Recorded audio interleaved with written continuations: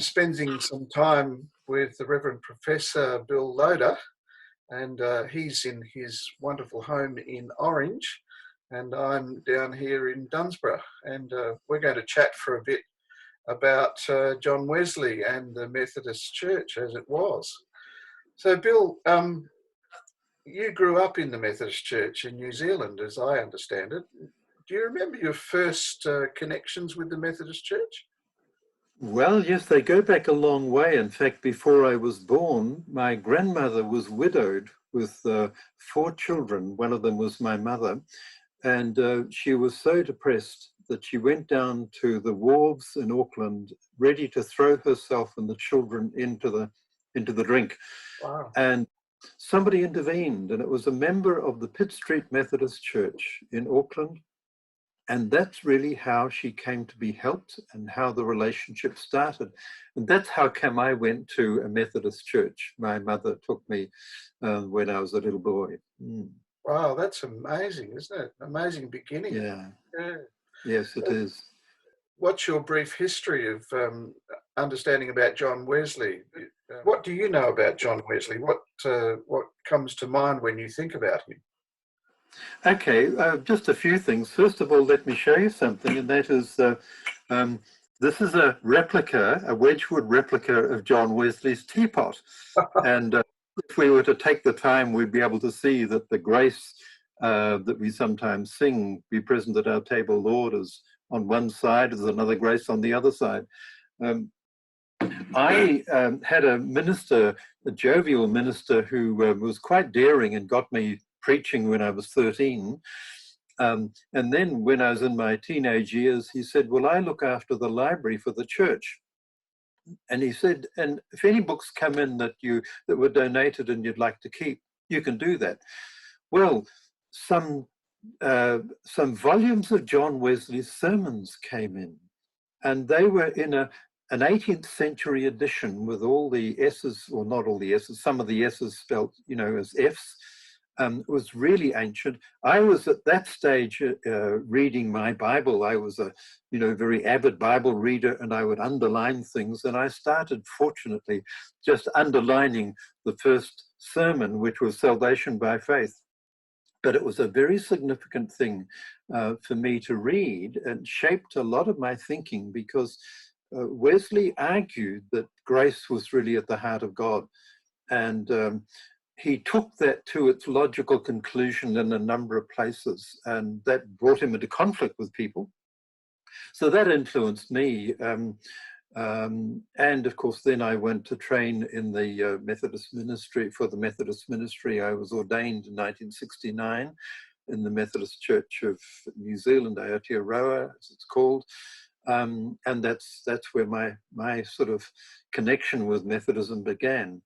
What do you remember about the Methodist Church in those days when you first decided that you wanted to be a candidate for ministry? What were some of the impressions you had, Bill? Well, the impression that I had was that I knew everything that was to be known. I was a bit of a fundamentalist. We had Bible college students spending time in our church, and I knew my Bible very well. And so I said to the principal, "Well, I know that God has told me I don't need to go to university." And he said to me, "That's not God, that's you." But my mission was that I would go into the Methodist Church, and I would not let them change me, and I would make sure I would change them, because they were all very worldly, and they didn't really understand the gospel. Now, what happened is that my fundamentalism actually taught me some good things, namely that God was real and that I could trust God, and that I'd never need to be afraid of asking questions, something my father had taught me as well. So then I began to learn new things. One of the things that struck me about the Methodist Church was that it was very socially engaged. There were protest movements against the rugby tours and all this kind of thing. I was initially very suspicious of this, and suspicious of those who I thought were turning Christianity into a set of rules, even left-wing rules. What I learned in time was that when you understood the gospel, and when you understood John Wesley, you could see that he took love seriously, and it wasn't just about heaven and hell, as the narrow-minded background I had was tending to focus. It was actually focused on God and therefore on people. And so I began to appreciate that, yes, it's a both and. The evangelical, that's to say the relationship with God really matters, but so does the relationship with people. Yeah, that was very influential for me. Yeah. That's a strong part of Methodism and John Wesley. Kay and I were very privileged to go to the chapel in Bristol. And one of the things that struck me about him in those times was that they were thinking about sending people out everywhere. I sometimes wonder, have we lost that sending out? What are your thoughts? Well, I think it certainly, it flows out of his emphasis on the grace of God and the love of God. In many ways, he was a very rational kind of person, a rather restrained Englishman, really, despite all the other things that you hear about him. We'll talk about being strangely warmed. But his belief in love actually had some logical consequences, and that meant that he went out and reached out to people who were alienated from the church. He went out and he preached to all kinds of groups. And the idea of mission, reaching out to people in other countries, flows out of that as well. Behind that is the assumption that everyone matters. And he had conflicts with evangelicals in his day, because there were others who were saying, they were making statements like, God has shown me grace, God has shown me favor, I am chosen by God from the foundation of the world. You get this kind of thing already in Ephesians. And of course, what that meant for many people is that I have been chosen and you have been chosen and they have not been chosen. Like predestination, that's to say, some people are destined to go, God has chosen them and caused them to respond, and other people, that's not the case. So it's like people saying, to their marriage partner, you're the one meant for me from all time. Now we understand the emotion of that. It's actually not true. Probably can have a good marriage with 1 in 4 people. But for John Wesley, because he understood love, said no to predestination. He said, no one is written off. You see, there was a large number of people in the Christian church, including evangelicals, who had this notion that God wrote some people off, like that they were to go to hell, and the others would be saved. They were the elect. And John Wesley, the logic of love caused him to say, no, that cannot be true. So that logic was really important for John Wesley for his conflicts. But of course, that brought him into conflict with the church that he belonged to, and he belonged to the Anglican Church all of his life, strongly committed, in that sense, ecumenical. But he felt that, yes, love meant that sometimes a woman could preach. So that brought him into difficulties. He felt that, well, when the Archbishop said 3 clergymen's enough for North America, John Wesley said, no, hang on, that can't be so. And then he began to say, well, actually, we mustn't see ordination as limited in that way. And so he had people ordained to be able to go out and serve, to bring the sacraments. Very sacramental. He was very Anglican to the Americans. All of this was driven by a logic of love, which caused him to sometimes go to the boundaries and cross them. Yeah, it's amazing, isn't it? Just going back to that experience that he had, that we celebrate on the 24th of May, that experience that he had of being strangely warmed, and it's really interesting because he was an Anglican priest before this experience and during this experience, but something happened there that changed his direction. Was it a conversion experience, or was it something that just twigged at the moment, or how do you read it, Bill? Well, biographers of Wesley will point out that later in his life, he talks about his Christian faith as beginning before then. Mm. But it was a significant event because he'd made a bit of a mess of his life, really, in relationships with women, for instance, in Georgia. He'd gone out there as a missionary, you see. He was already engaged in social justice. He was visiting people in prisons just a week or so before this experience. So this was, if you like, an emotional turning point, where it suddenly dawned on him that he had really not fully appreciated the grace and the love of God. He had an emotional reaction. Now, it's a very restrained comment.